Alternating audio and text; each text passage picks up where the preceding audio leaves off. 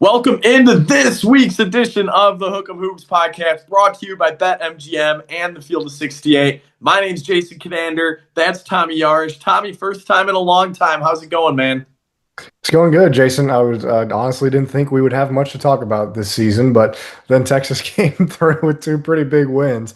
Obviously, the loss to Texas A&M doesn't help, but at least a step in a positive direction that you see in terms of what Texas has been able to do this year after a rough start. We talked a little bit about earlier the non-conference slate didn't go their way. They had some opportunities to pick up some big wins, didn't do it. So those as many SEC wins as they can pile up. I don't think the SEC is as good this year as it was last, but as many of these wins as they can try and get, I mean, they're going to have to make a push here down the season, and they know it. And Sean Miller is already sweating profusely, as we saw in that Texas A&M game. So you can tell that at least he's trying. But I think I'm sure we'll dive into this in a moment.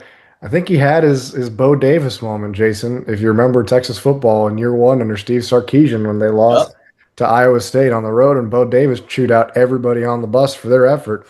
Sean Miller did the same thing, and they turned it around with two big wins over Alabama and Vanderbilt. So now it's just a question of, okay, can they build from here? Yeah, I think that they can. I think that part of this is Sean Miller has found his rotation.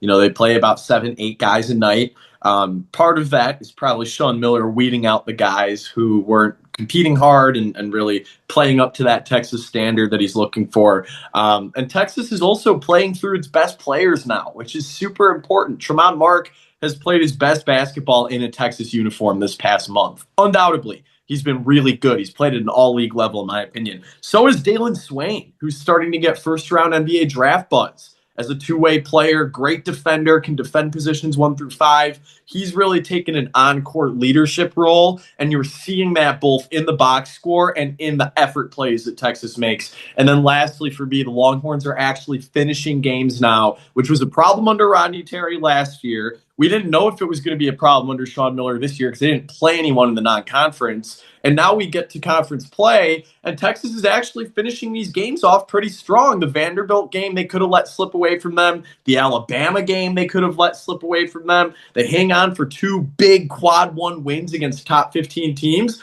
and then they almost mess around and come back to beat A&M in the second half on Saturday. Yeah, no, absolutely. And as far as the A&M goes, you talk about closing games. I don't like that end of half sequence at all, or end of game sequence, I should say, against the Aggies. I think that possession after they got the stop and they were down 5, they're running around trying to get the perfect shot. You just can't do that in a 2-possession game with less than 25 seconds to go. You got to try and get to the rim. Tremont Mark kicked it out into the corner. Kendall Weaver, he had a look, passed it up, tried to drive inside, then kicked it even further out.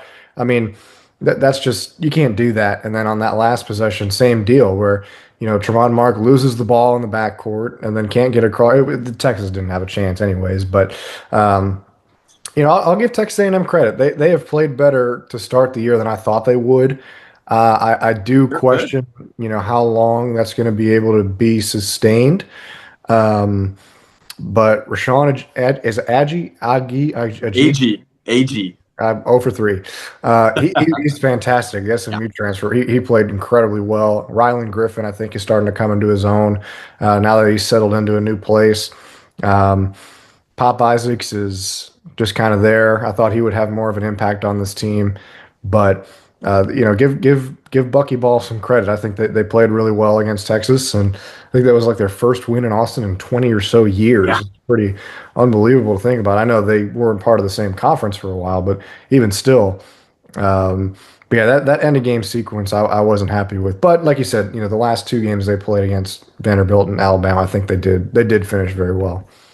Yeah, they did, but the thing is now the schedule doesn't get any easier. Like, this isn't a costly loss right now until they play these next few games. If Texas loses on the road against Kentucky, understandable loss, I guess. That's a team you'd like to beat this year. And then Georgia at home, Auburn on the road. if Texas doesn't go 2-1 at least in those 3 games, we're going to be looking back at this A&M game as a missed opportunity. Because I agree with you. I think that the Aggies are going to kind of level off pretty soon. I still think they're a good team. I think the world of Bucky McMillan, and I do think that they're going to find their way into the NCAA tournament. But there are better teams in the SEC than Texas A&M, and that's going to start becoming more and more apparent. It's just Texas's job now to not make this more of a costly loss than it needs to be. And job number one is winning on the road against Kentucky on Wednesday night. Has Texas ever won at Kentucky? I mean, that's going to be quite the game. Let me look that up. But yeah, 3 out of the next 4 games being road games, and I think they get is it Georgia that they get at home? Yeah, it's a Yeah, plus to get Georgia at home. They beat Arkansas the day that we're recording this, and I think the world of Arkansas. yeah. Um, I think that they're a really good team. Incredible guard play from John Calipari, which is what you would expect, considering he's done it all the time. I mean, Darius Acuff, it might be one of the best he's ever had. Um, and by the way, yes, Texas has won on the road at Kentucky, and they no wait, why? See, this is why real sidebar. AI man is just Yeah, what's Google the point AI here? can't be trusted. Yeah, yes, the Texas men's basketball team has won on the road at Kentucky at the Moody Center. Thank you, AI. I really appreciate that. Um, I'll dive more into that, but no, the fact that they're on the road 3 of the next 4 weeks. I mean, it's games that you feel a little bit better about because you have Kentucky, which has been a massive disappointment so far this year. I feel horrible about my national championship pick now, but there's a lot of time left. You play your best basketball later in the year. Auburn, which has been a absolute roller coaster, and then Oklahoma, which I think they're just going to be mid forever at this point. But those are games that, if you can stack some there, and then obviously a big one at home against Georgia, that's probably this upcoming 4 to 5 game stretch is probably going to define your season. And the fact that 3 of those games are on the road is going to be really big too. And then after that South Carolina game, back home comes Mr. Chris Beard to Austin with a 1 o'clock tip off, by the way. Let's be serious here, guys. How is that not a nightcap? Like we need the student section as riled up as possible for Chris's return. The good thing, really quick, about that game is with it being in Austin, he'll get asked about Texas. Last year, I don't know what sheep were sitting in the press room at Ole Miss after that Texas Ole Miss game. Not one person asked him about Texas. Like, what? Why are you even covering the game then? It's the entire point of Chris Beard against Texas is Yeah. asking him, how did it feel? And so this will be interesting because he can't run away from it anymore. He can't kind of duck the smoke. He's going to have to face it head on like he did at Texas when he played Texas Tech when they played Texas Tech for the first time. Except this is a much different scenario, and I don't know. I'm kind of interested to see how this is treated. We have a little long ways to go before we'll really kind of focus in on that game. But man, this Texas team's got to win some games before then because that has the potential to be a huge distraction. It really does. Yeah. Well, let's talk about this before we get into what's next. I think that when we go back to the conversations about like, okay, who's the X factor for this team? Like when we had at the start of the year, I don't know if any of us said Jordan Pope. I feel like somebody did. I don't know if it was you or Zach, but I think the prime example of that is Alabama. When he just comes out of nowhere, hits 6 threes, 28 points. I mean, granted, 18 from Dalen Swain and Tremont Mark helps too, but that's an offensive juggernaut of a team, and they made it look really easy, especially down the stretch there to hold them off. Obviously, in a 4 point game, it's difficult to make things look easy, but and then the next game against Vanderbilt to hand them their first loss, Vokatitis, who is kind of growing on me. I was down on him initially, but he's kind of growing on me a little bit. He's awesome. And then that was one of Tremont Mark's best games as far as I can remember at Texas. I think he played really well that game. But those two, man, if those two get it going, I think it opens up a lot for Vokatitis because when they miss, he's there.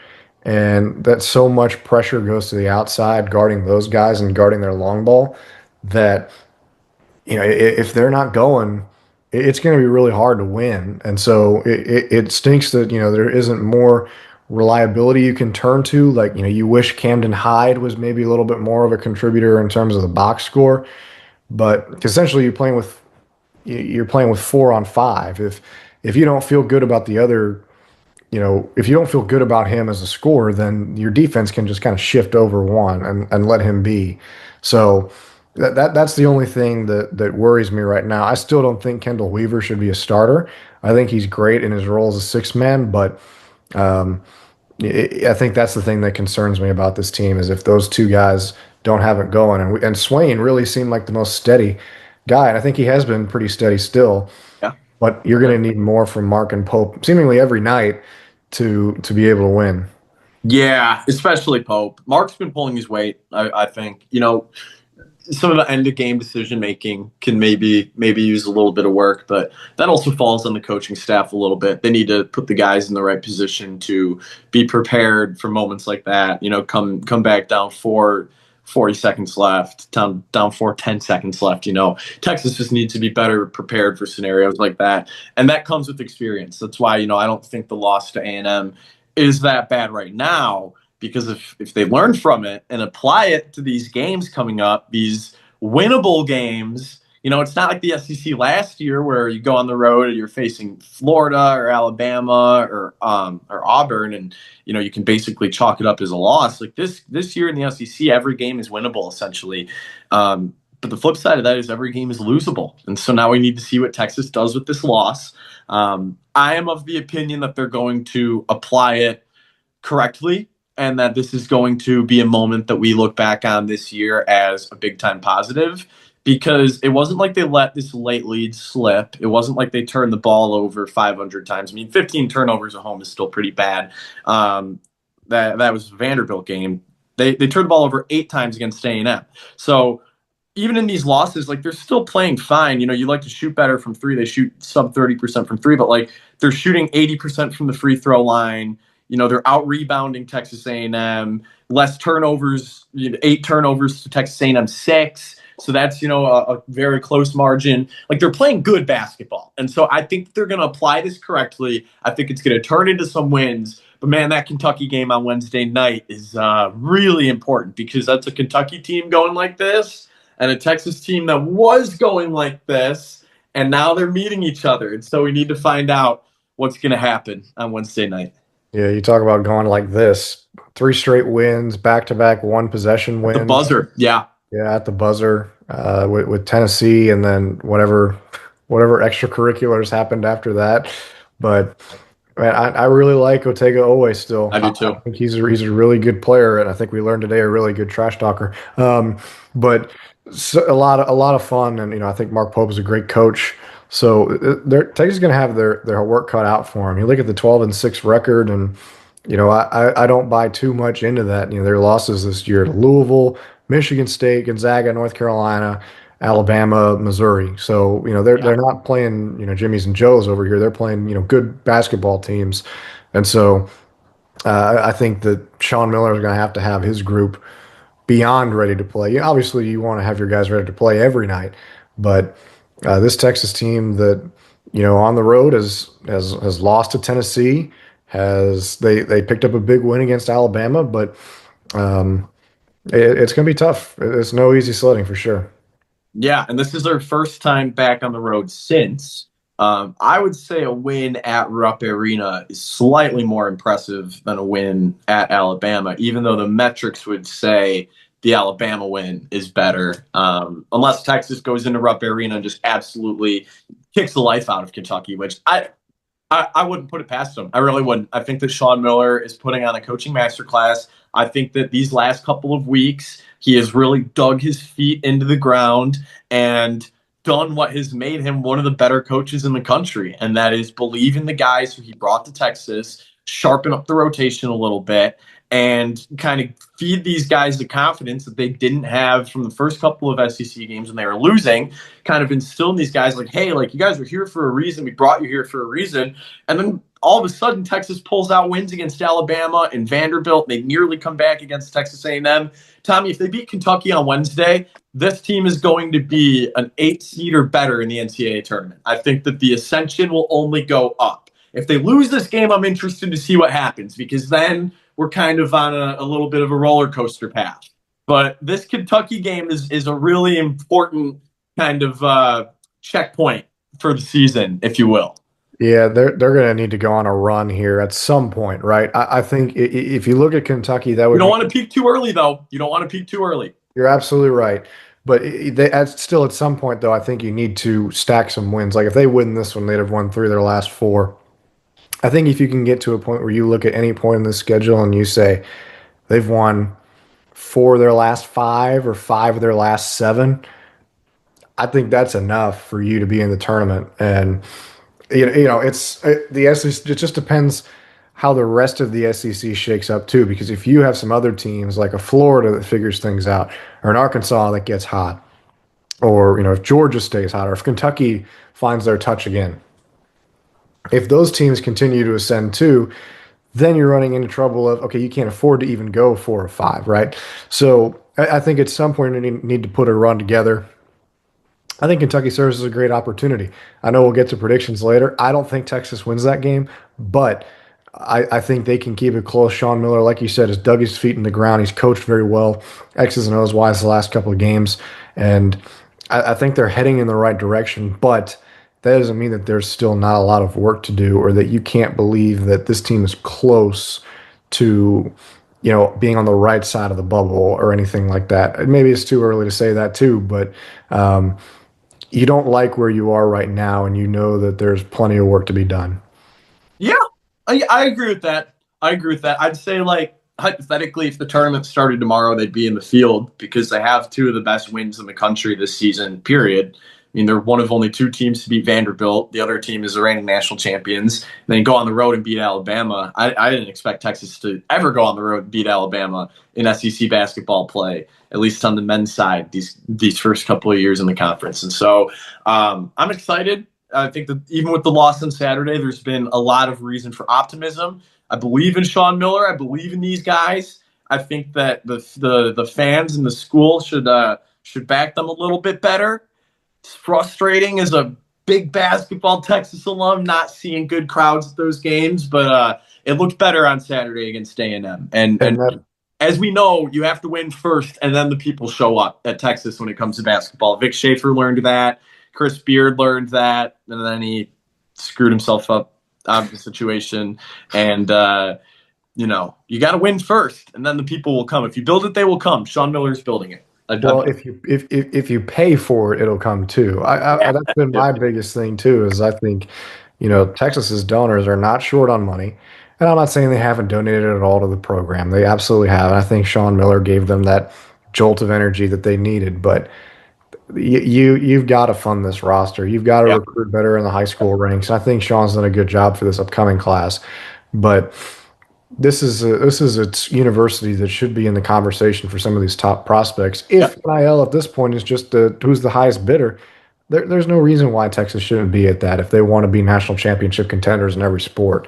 And I think they have the coach to make a deep run in the tournament, but do they have the personnel is my question. And I think that's a valid question at this point. If they get hot, sure, that could be great. But if you want to win late in March, you need talented players, not just guys that are hot and cold guys. And I think right now Texas has too many hot and cold guys and not really a firm. You can count on this guy every night and every night, day in and day out. I think maybe Dalen Swain is that for you, but is he that super high upper echelon type of player that can help take you over the top, bring you to a Final Four for the first time since 2003, or bring you to a national championship? I just don't think they're there yet.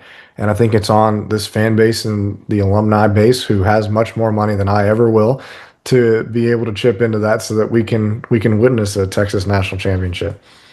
I agree. I think that I think that the builders are in place. The pieces aren't fully there yet, but I believe in the people who will be putting those pieces together. And I think that this is a good start this year. I think that getting back on track with those two wins the last couple of weeks put Texas back in the tournament picture, at least for now, kind of calm everyone down a little bit. I think was really important. All right, let's get into predictions. We're going to do the next two games. Kentucky on the road, Georgia at home. Pair of teams that have been in and out of the AP poll this year. Two teams that will certainly be in the NCAA tournament this year. Tommy, does Texas go 0-2, 1-1, 2-0? What's your call? I think they split this. I think they lose to Kentucky, but come back at home and beat Georgia. Um, I think I'm not really moved by this Georgia team, man. They're so good on offense. They really are. They're phenomenal on offense. I think they're the number one offense in the country, if I'm not mistaken. But They are. defensively, I don't think they're all there. It kind of reminds me of the Alabama teams of the last couple of years, where they'll score 100 points on you, but the only way they would win is if they would score 101 points and you scored 100, right? It seemed like that how that would get down the stretch. I think Texas is going to be one of the better teams defensively that they've faced recently, and I think that that's ultimately going to play into it for them. I mean, you look at that Florida team. Florida's so good defensively, and they go out and beat them by 15. So I don't know if Texas wins by that much, but I do think that they beat Georgia because I think this is a fundamentally sound defensive team. And then I think they can do just enough on offense to take advantage of a little bit of an easier quote unquote. It's not exactly, just drive right to the lane and get 2 free points, but a defense that hasn't been as good as their offense. But yeah, Kentucky, I think, is just uber talented, and I think that they can win that one. Absolutely. I think that Texas is going to take that one on Wednesday. I think that this team has turned a leaf. I think that they're going to be pretty solid underdogs at Rupp Arena, but I actually think they're going to be more prepared than the Wildcats. I think that Kentucky's had some absolutely crazy games these past couple of weeks, and I think that Texas can catch them at a little lapse of focus. So I've got the Longhorns winning on Wednesday, picking up another huge road quad one win, and then I agree with you. I think that they're also going to win on Saturday. Kind of two different-ish styles. Texas can keep up in a shootout, but they probably prefer more of a defensive game. And so if that's how that plays out on Saturday, it's definitely going to be the Longhorns. All right, that'll do it for this week's Hook 'em Hoops episode. We'll be back again soon to break down